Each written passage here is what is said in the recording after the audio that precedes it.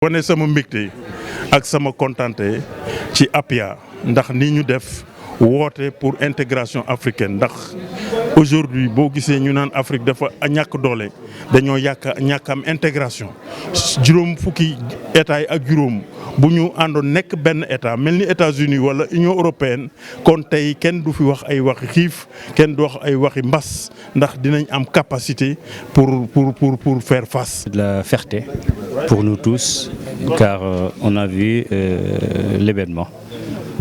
Comme son Excellence le Président, l'envoyé du Président de la République et Monsieur l'ambassadeur venaient de souligner.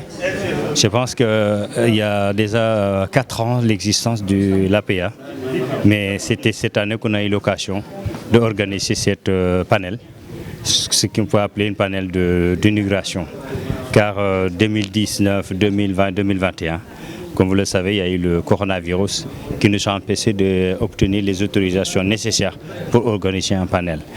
Sur le début 2023, donc on a jugé nécessaire de réunir l'ensemble des membres d'APIA qui venant de l'ensemble des pays membres. Il y a 7 pays, il y a leurs représentants qui sont venus.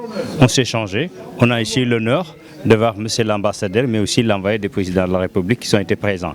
Les discours donc ont été bien portés et aussi il y a les thèmes qui sont très intéressants. Parce que quand on parle de l'intégration, on ne peut pas parler d'intégration sans parler de l'immigration clandestine, mais ça parlait aussi de l'importance des femmes, mais aussi qu'on doit faire pour la protéger. Il y a aussi ce qu'on appelle la jeunesse et l'avenir de l'Afrique, mais aussi il y a les difficultés administratives qui simplement encombrent entre les deux pays africains.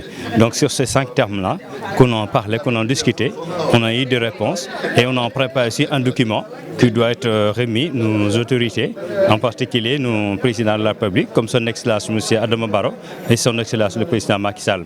Ce document doit être finalisé d'ici quelques jours, le temps qu'on va échanger entre nous pour voir vraiment qu'est-ce qu'on doit simplement finaliser pour puisse avoir un document vraiment digne de son. L'objectif d'APIA de court terme, c'est d'obtenir l'intégration des populations africaines. Quand on parle de l'objectif donc long terme, ça c'est l'État d'Afrique. Ça, vous le savez que ce qui compose cette APIA, il y a vraiment une équipe de qualité. Comme vous le disiez tout à l'heure, il y a des juges, des avocats, des enseignants. Il y a aussi, par exemple, tous les représentants de ces pays qui sont présents. Moi, je pense qu'avec les ressources humaines qu'on a, l'objectif de l'APIA peut être très très lointain, mais en court terme, on a envisagé d'obtenir l'intégration, la circulation des biens et des personnes et des marchandises, mais aussi obtenir pour qu'un Sénégalais qui quitte le Sénégal pour aller à Gambie, il ne se sent pas être un étranger de là où il va, mais un Malien qui quitte le Mali pour venir en Côte d'Ivoire ne se sent pas étranger. C'est-à-dire que nous, comme vous le savez, l'Union africaine a été créée depuis 2002 en Afrique du Sud, mais on s'en est rendu compte que ce n'est pas une réalité pour la population locale. Ils ont tellement de difficultés à comprendre, à se bénéficier des avantages.